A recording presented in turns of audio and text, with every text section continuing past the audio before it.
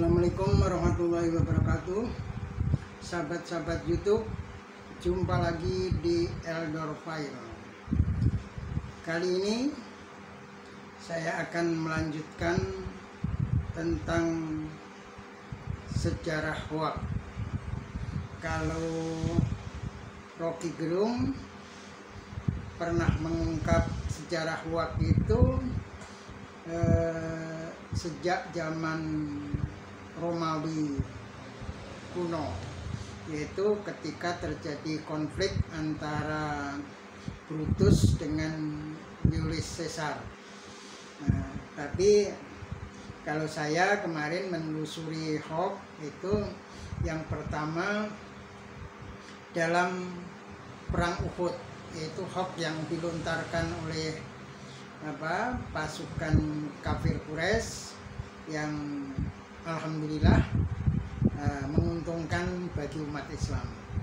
Nah, sekarang saya ingin menelusuri sejarah hoax dalam cerita Mahabharata, yaitu hoax dalam perang Bharatayuddha.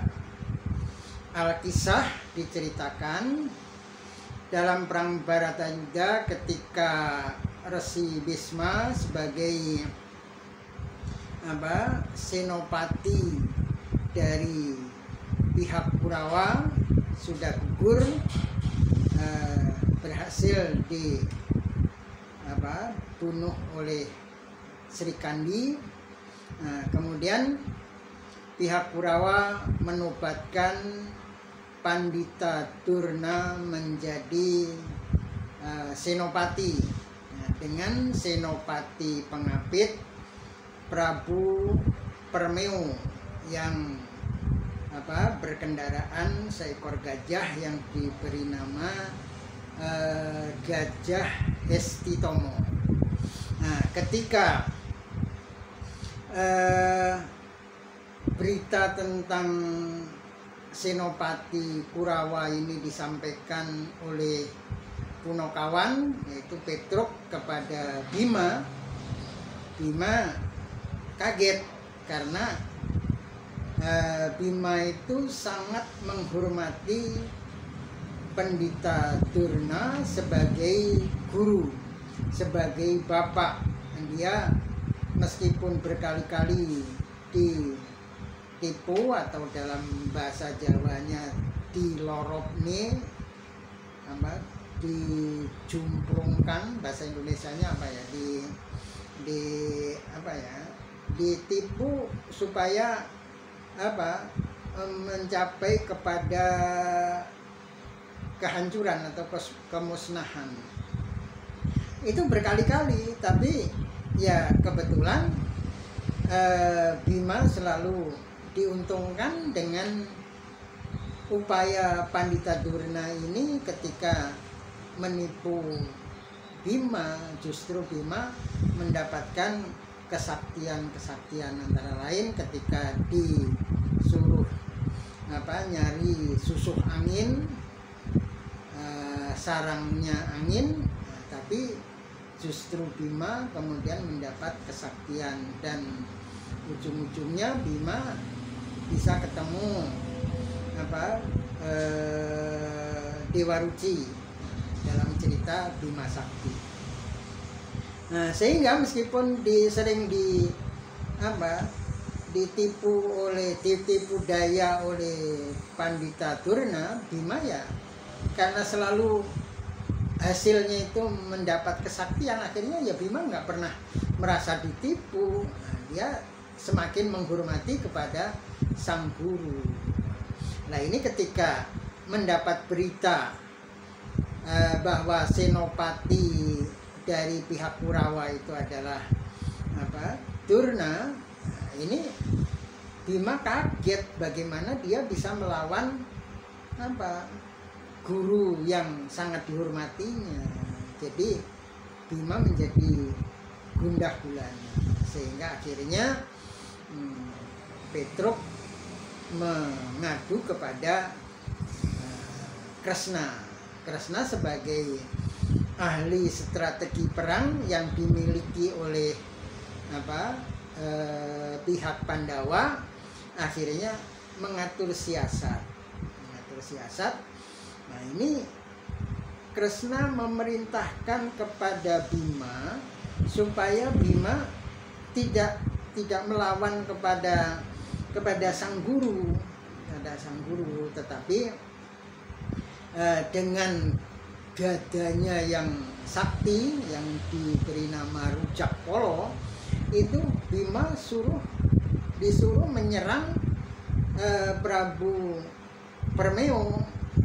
Akhirnya gadanya yang besar dengan sangat sakti itu dilemparkan menggelinding menabrak Gajah Hestitomo dan Prabu Permeo. Kedua-duanya gugur di medan perang. Nah, disinilah munculnya hoax dalam perang Baratayuda. Setelah Gajah Hestitomo ikut mati dalam perang Baratayuda itu, Kresna mengatur siasat lagi. Nah, prajurit Pandawa itu disuruh meneriakkan bahwa Hestitomo mati, Hestitomo gugur, Hestitomo meninggal gitu. Nah, tapi kata Hestitomo itu dibikin tidak jelas sedemikian rupa. Yang lebih ditekankan bukan Hestinya tapi Tomonya. Jadi Hestinya nggak jelas, Tomonya jelas, terus meninggalnya jelas, gugurnya jelas. Jadi Hesti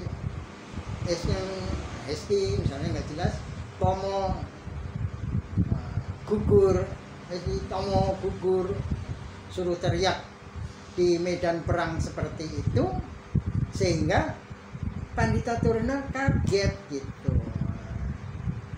Dengar kata Tomo gugur, dalam pikiran Pandita Durna, dia memikirkan anaknya Aswatomo gugur gitu. Dalam pikiran dia, jangan-jangan Aswatomo gugur. Nah, ini teriakan Hestitomo gugur ini semakin menggemuruh di medan perang Tegal Kurusetro itu. Nah, sehingga akhirnya Pandita Durna semakin tidak konsentrasi dalam perang. Nah, kemudian dia minta informasi kepada orang yang bisa dipercaya, yaitu mau menanyakan tentang apa benar bahwa anaknya Aswatomo itu gugur dalam medan perang. Dia tanyakan kepada seorang kesatria Pandawa yang terkenal jujur dalam seumur hidupnya tidak pernah bohong, yaitu kepada Puntadewa atau Yudhistira. Ditanyakan, apa benar Aswatomo gugur? Nah, terus kemudian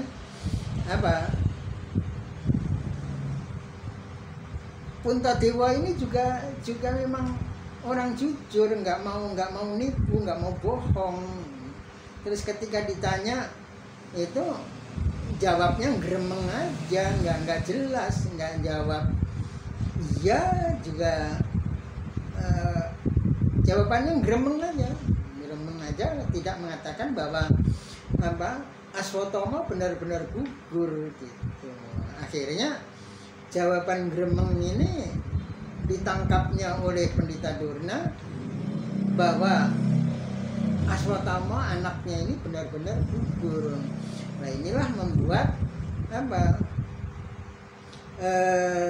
Pandita Durna ini semakin gusar gitu, karena dia berbuat curang, berbuat culas, berbuat macam-macam, ingin membuat Pandawa itu sirna, terutama menyiasati Bima ini supaya Sirna sebelum terjadi perang Bharatayuddha. Nah, ini tidak lain tujuannya untuk kamukten pada dirinya dan terutama kepada anaknya Aswatama. Tapi ternyata dalam pikiran dia Aswatama sudah gugur, sudah meninggal. Akhirnya ya dia merasa percuma, nggak ada gunanya lagi dia perang di medan Kurusetra ini, sudah merasa nggak ada gunanya, sehingga akhirnya ya dia sudah menjadi kayak orang linglung. Karena seperti itulah maka panah Arjuna dapat memenggal kepalanya Pandita Durna dan sehingga terputus dan kepalanya diserahkan ke hadapan siapa? Duryudana, Raja Astina, sehingga akhirnya Astina ya berduka cita karena pendeta yang dibanggakan, yang sakti, yang ahli peperangan ternyata gugur di tangan Pandawa. Jadi itulah cerita Hok dalam pewayangan. Lah, jawaban gak jelas yang disampaikan oleh ini siapa? Puntadewa atau Yudhistira ini mengingatkan saya kepada cerita Sufi. Cerita Sufi, ada seorang Sufi lagi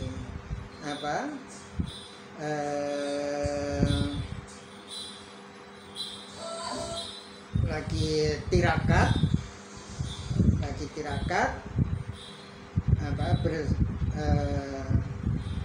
bukan lagi meditasi tapi ala Sufi ya, bukan meditasi seperti yang dilakukan oleh orang-orang rahib-rahib non-Islam. Nah, sedang tirakat ini kemudian terjadilah di depannya itu seekor ular yang menggigit atau mencaplok seekor katak. Nah, kemudian dua-duanya itu mengadu kepada sang Sufi, Nah, kemudian ya mengadunya bagaimana sang rahib gitu, apakah saya ini harus diselamatkan, ular nggak boleh memakan saya. Kemudian ular juga menanyakan apakah saya harus melepaskan mangsa saya. Nah, ini kan dua pilihan yang seperti makan buah si malakama kan.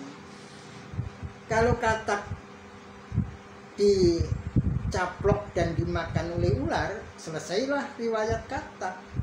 Tapi kalau ular tidak boleh memakan katak, padahal dia itu memang mangsanya, makanannya, nah, dia akan bisa mati kelaparan. Maka aduan ini kemudian dijawab oleh sang Sufi, dikatakan bahwa dijawabnya itu jawabnya dengan kata-kata terus akhirnya si katak menafsirkan itu uculnya, lepaskan, sementara ular menafsirkan itu untalen. Tuh. Jadi seorang Sufi ini juga harus netral gitu, nggak boleh memihak. Sang sufi itu kan apa, tempatnya itu di dalam apa sistem kepemerintahan itu posisinya kan di atas, harus ngayomi semua pihak dan tahu bahwa ular ya makanannya emang katak. Kalau nggak boleh makan katak yang dia bisa mati kelaparan. Si katak memang makanannya ular. Kalau dia diterkam ular, dicaplok ular, terus ditelan, ya selesai lah riwayatnya. Kan jawabannya ya aja, itu bebas artinya. Ya terserah nasib masing-masing. Itulah apa yang dikatakan Puntadewa juga, dia tidak mengiyakan juga tidak menidakkan, tapi gremeng aja, tidak memberi jawaban kepada Pandita Daruma. Jadi inilah hoax ya sebenarnya yang dibuat oleh Krishna, ya sebenarnya sebagai apa, Krishna ini sebagai dalam pewayangan ya dianggap sebagai apa, penjelmaan Dewa Wisnu, ya dia harus berdiri dalam posisi yang ya agak-agak netral gitu, tidak boleh berpihak itu terlalu sedemikian rupa gitu. Tapi kemudian dia harus mengatur siasat seperti itu, karena bagaimanapun apa, dalam perang suci Bharatayuddha itu Krishna ini sebagai penjelmaan Dewa Wisnu itu harus berada atau berdiri di pihak kebenaran, yaitu di pihak Pandawa yang memang mendapat tugas suci untuk memberantas angkara murka yang dilakukan oleh pihak Kurawa. Pihak Kurawa itu dalam ceritanya sebenarnya dititipin kerajaan oleh Pandu Dewanata, bapaknya Pandawa. Ketika Pandawa masih kecil, Pandu itu apa, gugur, Pandu apa, meninggal, maka kerajaan itu dititipkan kepada apa, uaknya Pandawa atau kakaknya Pandu. Tapi akhirnya ada rasa owel atau susah untuk melepaskan barang titipan itu, terutama ketika tahta kerajaan sudah turun ke Duryudana. Akhirnya Duryudana ya ingin tetap berkuasa, menguasai kerajaan Astina, maka terjadilah perang Bharatayuddha. Dalam perang Bharatayuddha itulah terjadi apa yang namanya hoax yang dibuat oleh Krishna dan kemudian dilanjutkan oleh Puntadewa, meskipun Puntadewa ya enggak hoaxnya itu seperti hoax yang dilakukan oleh sufi yang tergantung penafsiran. Ternyata penafsirannya Pandita Durna, jawaban gremeng tadi dikira anaknya itu yaitu Aswatama benar-benar telah gugur. Sampai di sini cerita tentang hoax dalam pewayangan dalam perang Bharatayuddha. Sekian, assalamualaikum warahmatullahi wabarakatuh.